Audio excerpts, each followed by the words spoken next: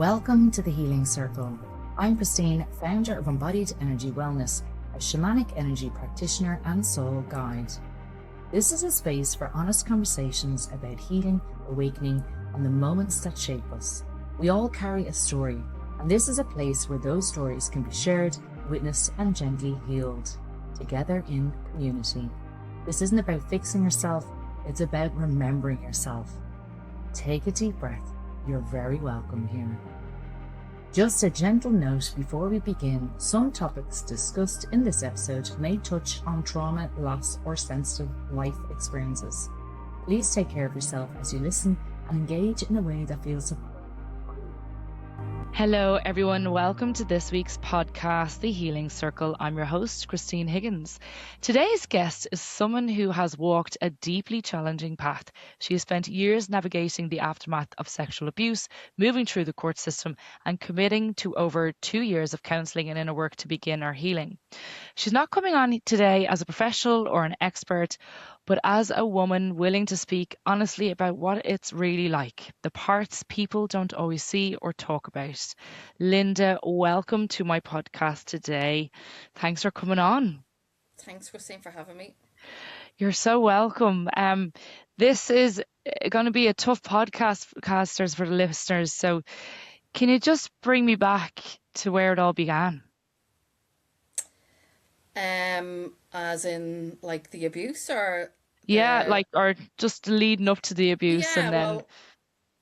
Well, I was sexually abused by a neighbour I minded their children, from like 13 to 15. Never said anything to anybody, kind of kept it to myself. I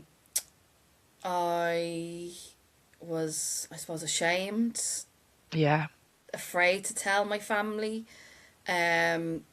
I think I was afraid of their reaction. Would they believe me? And yeah, it was just something, I suppose, then that was like a dark cloud hung over me then for my teenage years. It changes your life. You know, it totally changes your childhood, teenage years, 20s, it just Did you go changes. inwards like a retreat? I would have became, somebody who was quite quiet, but then I also would have been someone then who I had just started secondary school. So in that in itself is, a big change. Yeah. You're going from primary school to secondary school. That's like a major thing anyway for kids. But then to have this like thing happen, and it just totally, I think, just changed my life. I became someone who didn't look forward to going to school, wasn't really happy, quiet. I would have seen myself as, a happy child, and, I loved having fun, but then you're still having fun with your friends, but it's a kind of false fun, you've got You're this... not really there in the room. No, you kind of have this fake smile and kind of happy outward thing you show to people, but like inside that's a totally different, kind of, you're a different person. You put this kind of persona out there to people like that, because you don't want people to know. You don't want people to know what's happened. Yeah. And you said you were afraid of not being believed. When did the come out? It was in 2022. I finally, through 1 and 4, reported to the guards. And what was the turning point? Do you know? And I a lot of people would probably say this, but it was actually COVID. Really? Because it just, in something in me, it was like, without going into it, like, you know, there was obviously different factors of the sexual abuse. And when we were kind of like, I felt like I was trapped, you know, at home. You know, you couldn't go out, you couldn't, well, you could go out, but you could only go so far. You couldn't meet your friends. You were kind of, you weren't really seeing your family. And this just triggered this kind of thing in me that um was just horrendous. Like, it just brought this all back up. I think for many years I kind of had pushed it down, and you learn to live with it. You learn to kind of put on this show, and you you forget about it, but there's things in life that sometimes along the way would happen, and it, you know, it jolts you back to the realization that shit, this happened, you know, to me. Or when you'd see something on the news that somebody had gone to court, and, you know, they're standing on the steps, you know, telling their story. And then you're like, well, that's my story, you know, that's me too, you know. But I found It, that in COVID, that was just something that really just, yeah, brought it to me now. isn't it amazing that, you know, when we hear of sexual abuse victims, that when they finally step into their power and voice and tell their story, that it sets the tone for other victims to come forward, Yeah, it definitely is, yeah. you know, and it Um, gives, I, would you, yeah, yeah, I go would on. say because um, I had been going to counselling, like, kind of when you know, I kind of didn't feel well during COVID. As I said, it just triggered something in me. But there was a lot of sexual abuse cases in the news, and Mhm. you know, you'd be reading them on your phone, and like, I was kind of like, if they can do it, I can do it. But it takes a lot of courage, because you kind of know the consequences of, you know, you speaking up is not just affecting you. Like, yes, it might um bring you peace, but then you also have to think of the other The ripple people then you're effect. involving who don't. Yeah, because it's totally huge, like your family, um the person's family. I mean, like, I often thought, you know, I babysat the son, and I often thought, like, I don't want to hurt, you know, them either. But then there's Mm, a point you need to say, well, I'm hurting myself, you know, it's hurting me. Like, you can't always be thinking of everybody else. Like, you don't want to hurt your family, you don't want to hurt the people around, but you also, you have to kind of at some point say, well, this is not good for me. So at some point you're going to have to, you know, speak and hope for the best. yeah, yeah, absolutely. And do you know what, with COVID, I think it woke up a lot of people in terms of we had no choice but to go inwards and reflect, Yeah. you know, and a lot we well from the spiritual side of things, COVID happened for a reason to create a global spiritual awakening for the collective. And that is, you know, sitting in your truth. So you're a healer as well and a card reader, aren't you? Yeah, I am. I've always been since I was really young. I had just always had this sense about people. I kind of know stuff about Mm. them before um I'd even speak to them. And I used to see things when I was younger. And my dad always dismissed it as, you know, you're dreaming, or it's your imagination. And I used to believe that until I think I got like into my like 1920s, and Yeah. then it kind of, you know, it wasn't something I could, I think, push down anymore. It just kind of came back at me at a bang. So, and I often pushed it away, and it would just keep coming back at me. So, yeah, eventually I just surrendered, and just, you know, I start doing healings and readings, and Yeah, stuff like that. And sound, I do sound healings as well. Oh, amazing. Isn't it mad the way you push it away and it just keeps coming back? Yeah, Like, it's weird because I was like myself, when I was 12, 13, I was like, I had the incense, the candles, the tarot cards. I remember I just loved my own company. And then my shit started happening where my like abuse happened in my family home and I stepped away from it.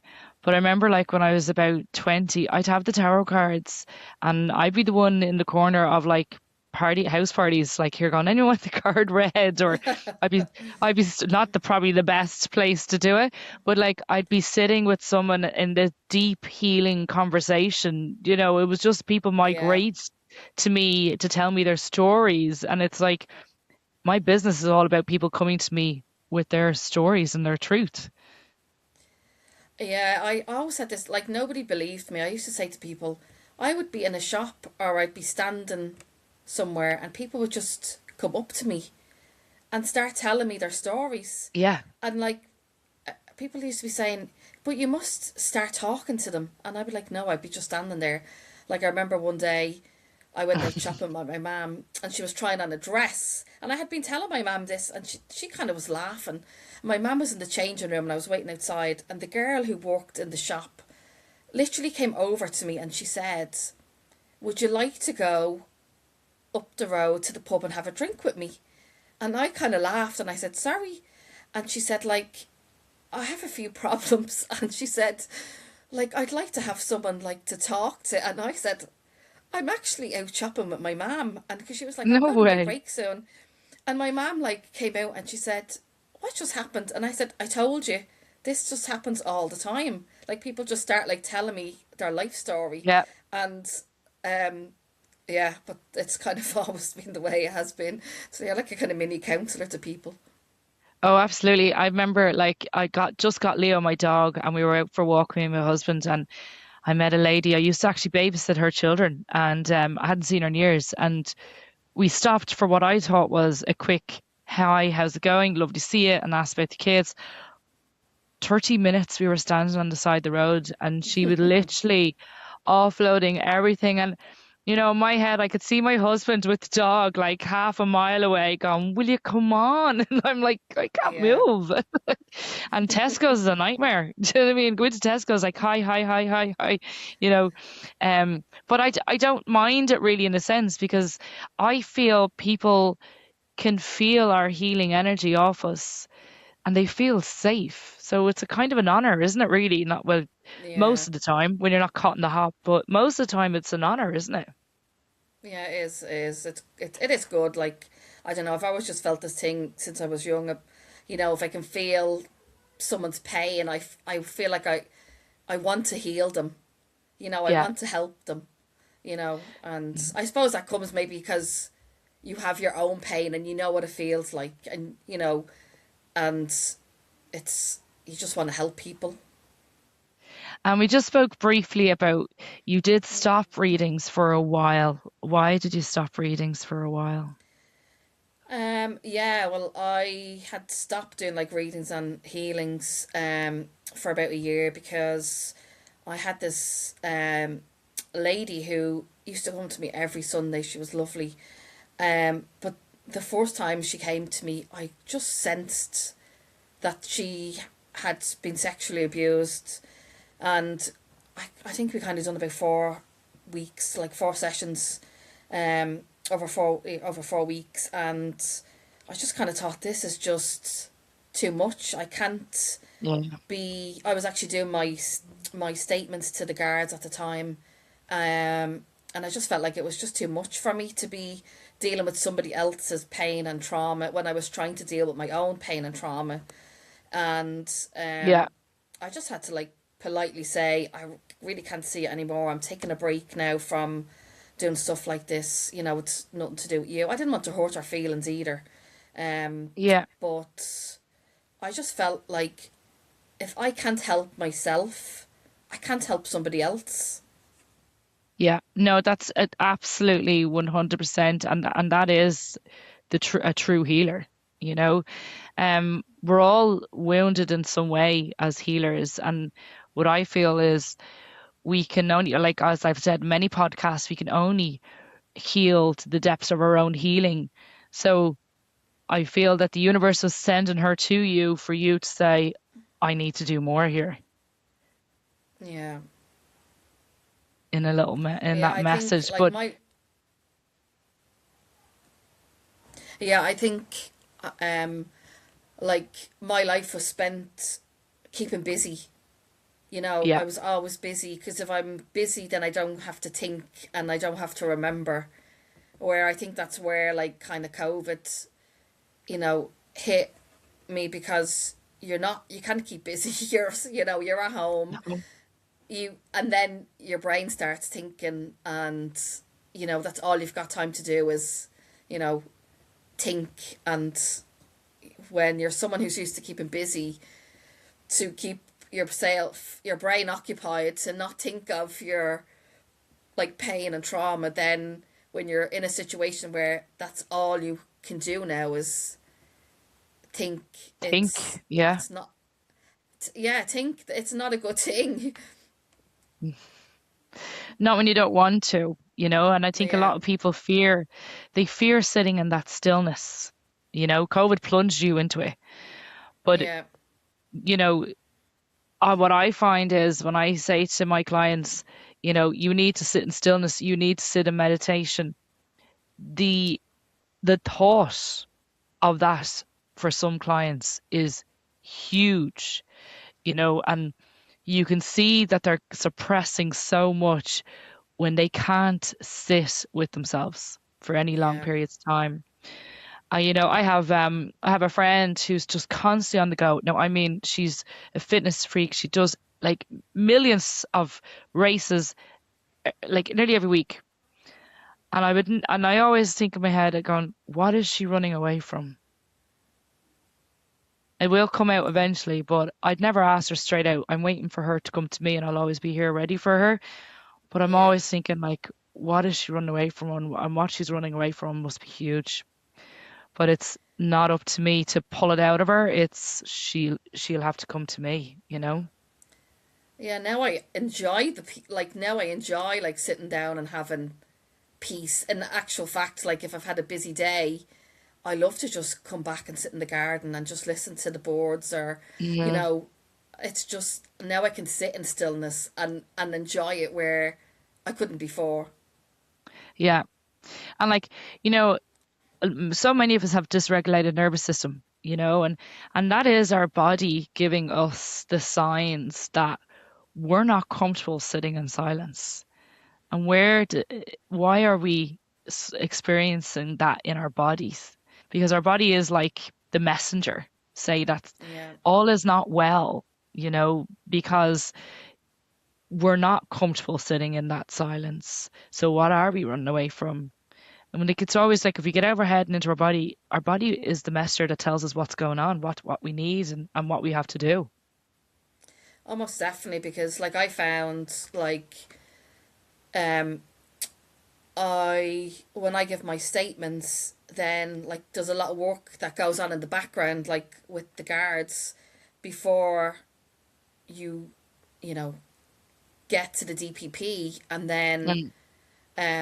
but I was kind of lucky because my I wouldn't say evidence, but you kind of have to like you have to tell them a lot of information, Yeah, like in detail, graphic information, and not only just about the the abuse, but they ask you things about your personal life, your family, because they want to like be able to look and see, is everything you're kind of saying the yeah, truth.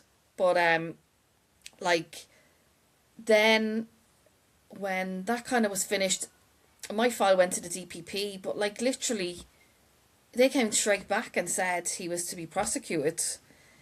And then that started then a year of like court, which you don't have to go to everything, but I chose to go to everything. Like I went to every single thing that was on, but I just found that in that year it really it re-traumatizes you, because hmm, I felt like my body went back into like that kind of fight or flight mode where even if there was like you were walking in the street and like there was a bang, like I'd jump and straight away like my body went into the total like, fear, Remembered. and it was nearly like, yeah, and um so it brings up a lot of like your past trauma. You have to be ready to to deal with it all. And can you, for any listeners out there, like what did you do in that year to help you?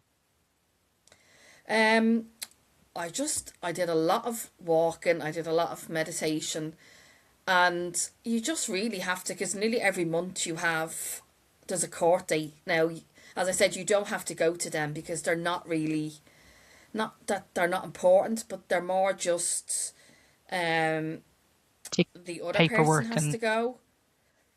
yeah, Yeah, but there is stuff that goes on, and I'm real like I wanted to be there and I wanted to know everything that was happening. But it wasn't yeah. even that. I wanted to show him I wasn't afraid of him. I'm standing here, you know, um, doing this, but I'm not afraid of you anymore.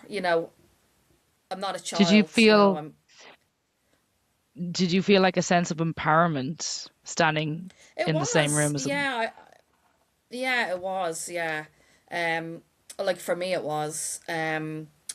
I I was just I'm a bit stubborn and a lot determined. And once I've But made up my also mind, brave. I I know, but I don't back down. So when I said I was going to everything, I did that. But I kind of like, I'd get to one court thing and then they'd give the dates for the next one, which could be the next month. So then, my thing was, well, I have to get to the next day. It wasn't Yeah. like, oh, the court thing could be in a year or the next, or whenever that is. It's I just went from month to month, like to court day to court day.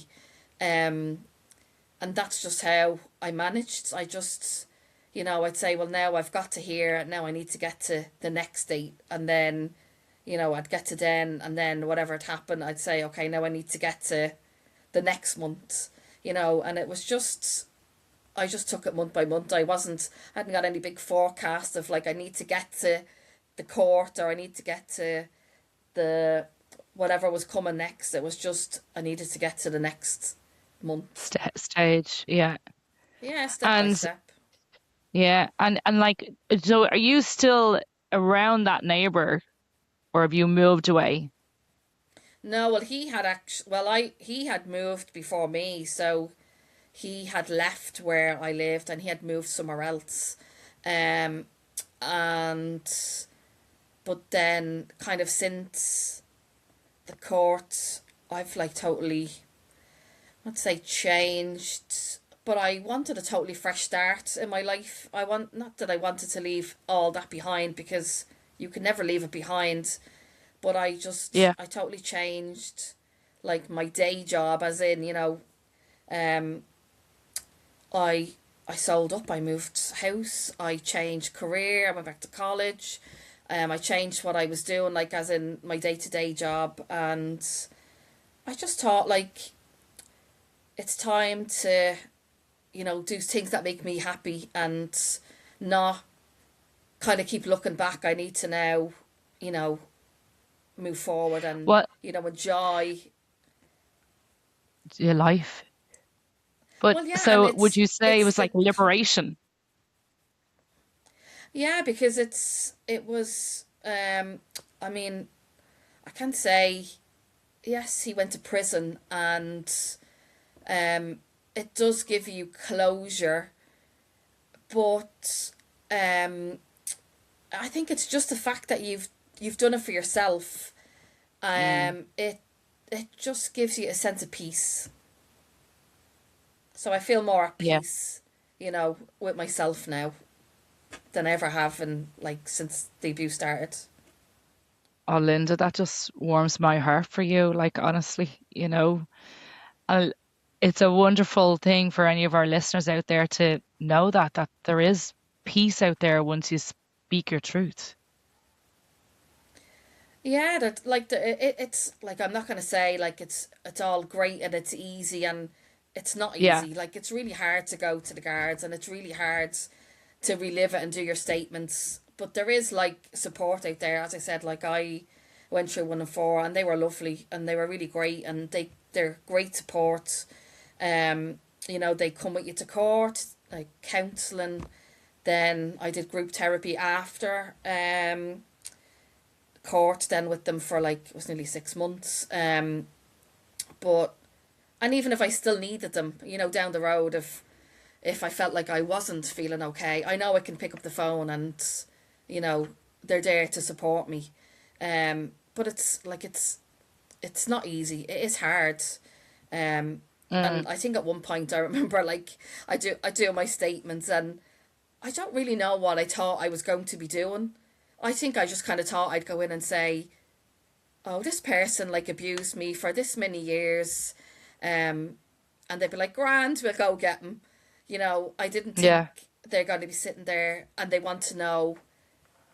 Like there was 17 incidents, and they want to know in detail every single incident in graphic detail. And kind of when this started, I think I was panicking, and I literally said, I remember saying one day, if I had have known, this is what I would have to do, I don't think I would have done it. But I think it Yeah. was just it was so uncomfortable and embarrassing. I just felt so embarrassed that I had to like explain this kind of detail to somebody. But you have to do it because um you know it is what happened, and You don't they get need to know. justice. Yeah. But yeah, but like at the end of the day, when it was finally done, I kind of said, well, if I decided to stop halfway through, I wouldn't be here now. I wouldn't be where I am now. And it's, he's in prison, and he's, not paying. I don't think he'll never pay for, excuse me, what he's done. But it just makes you feel a bit better that they, um, like I didn't mind, didn't actually go to trial because he decided to take a plea. So it was just went to a sentencing. So he was Okay. brought to court. My legal team like kind of read out my statements, and then his legal team. Then I had to do a victim impact statement. I decided to read it myself. Um, I had to walk past them to get up on the Wow. stand. I read out my statement. I swore I wouldn't cry. And I literally got to the last 2 lines, which was something like, you've probably never given me a second thought, in your life, but like what you've done to me has stuck with me all my life, you know. And I don't think Mm. people who sexually abuse people, like to them, you know, he probably went off living his life, like years and years, 20 odd years had gone past, and he thought, oh, sure, no one's ever going to come Got knocking on away my with it. door. Like, Yeah. yeah. But people who go through sexual abuse, like, it's with them, like, forever. It's, even though I've gone through the court system, that's still, I don't let it define me, but I wouldn't want to say, oh, like, I've totally erased it, because it's made me who I am as well, the Yeah. It's a person I part of am. you. Yeah, so, um, yeah, I mean, it's a horrendous thing to happen to anybody. Um, Yeah. but yeah, when I kind of read that out, and I was like, you've, bet you've, never thought about me. I've never crossed your mind, but you've literally, left what you've done with me forever. And then I start crying and then I was like, I didn't want to cry. Like, I didn't want to Mm. let him see me be vulnerable, because to me, like, I was like, I'm not a child anymore. I'm an adult. I'm Yeah. standing up to, in my mind, I'm like, I want to show him I'm not that little child anymore that's, afraid. And um, I'm an adult, like, and I'm here to speak my truth to what you've done, and for you to now, you know, have the consequences of your actions, basically. Well, I think even if you did cry at the end, I think he realized that you are human, and what you have Yeah, done, and who cares what he really thinks at the end of the day. But for everyone that's listening, it's like you are a very brave woman, regardless if the tears were yeah, shed. thanks. It's not easy what you went through, and I think listeners would agree, to be able to finally sit with yourself and for this to come up, like I could can't even begin the dark night of the soul that you would have went through in that process of the early years of COVID. Um, Yeah. and you mentioned support was huge for you. Did you get much support from your family as well? I did, like, they were, like, devastated. I mean, they were shocked and they were upset. Um, like, they were devastated that um this had happened. And I suppose the thing was, like, why didn't you speak out? Like, but then, like, I kind of learned through the whole reporting, your what's the word I'm trying to think of? Groomed. There was a lot of Yeah, things through the court, doing the statements, and it's very, like, it hits you in the face. You don't think of some stuff like that, as in, like, they're like, you were groomed, you were a child, he groomed you, yeah, you were you know manipulated. he told you not to tell anybody. No. Yeah. And so it's quite hard then to, like, it's just hard. It's hard to tell your family, because they're going Yeah, to be devastated and they're going to be so upset, and, like, you don't want to do that. Like, I didn't want to do that to my mom and my brother and my dad and stuff, but yeah, they were very supportive. It's just, as I said, it's nothing you don't want to ever have to tell your parents something like that. yeah, yeah. But I'm so happy that you had that support around you, both with your family and then with the counseling and the therapists and even the police. Would I be right in saying, were the police gentle with you? Were they understanding? We hear a lot of stories of, well, mixed reports. I have to say, like, the guard that I got was lovely. Um, he was very on. Like, I'm a real. If I have to do something, I just get to it. You know. I'm a bit like. I'm a bit of a, like, don't fuck with me kind of person, or um, Take no prisoners. yeah, that's just kind of You're not my a thing. you're not a Like, Capricorn by any chance, are you? no, I'm a Libra. A Libra, okay, go on. Um, Yeah, but he was very much like of kind of my work ethic. If someone gives me something to do, I just get going and I do it. Like, I don't like to be sitting around. And he was very much the same. And we really kind of got on. And he was really great. And he had a colleague who worked with him. The two of them, like, worked on my case. But, only for the work that they put in, um, it wouldn't have, I think, got um to the DPP and got passed so quickly, like, um Yeah.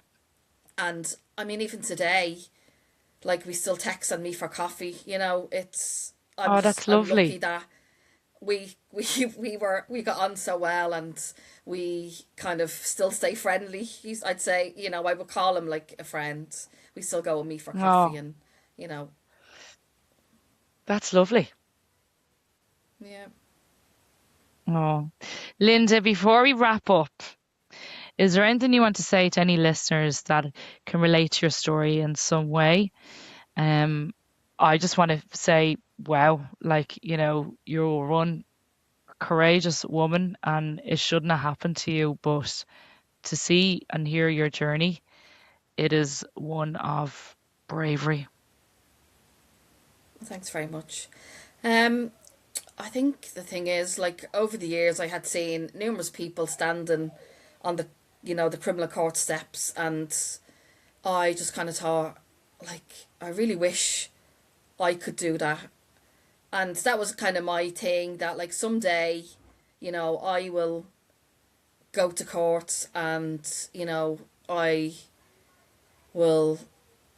And it's not about, like, changing the world, but I think if one person, speaks up, there's just too much, like, sexual abuse in this country, and it's all just hidden, and Yeah, people, I don't know if they're afraid to speak up, but I think, for your own mental health and your own self, for peace, you know, even if you just ring like 114, or, you don't have to actually report it if you don't want to, but like just to have someone to speak to and get that support is like, it's a great thing. Like, you don't have to live in silence and carry that pain, and um yeah, and it's like a lot of people will just say that have sexual abuse, they just want one person to say to them, I believe you. yeah, They just want somebody to say, I believe you're, that you were sexually abused. And I remember, like, when I went, the detective, that was the first thing he said, like, I believe you, before I even take any statements. And it's a powerful thing for somebody to say, because you live in such doubt that you'll think that people, won't believe you. But mm. yeah, just have some faith in yourself, and there is people out there who will believe you. Linda, thank you so much for sharing your story. Your story is certainly going to be someone's medicine. I just know it's going to change a lot of people's mindset and give them a little bit more courage to speak their truth. Thank you so much for coming on today. Where can people find you? Because you're now back doing readings now, aren't you? And healings and sound I baths. am, I am. Yay. Yeah, well, it's Durkha Wellness. Durkha Wellness. Everyone follow Yeah. Durkha Wellness. And yeah, her readings are amazing. Thank you so much, Linda. And I will hopefully see you Thanks, soon. Christine.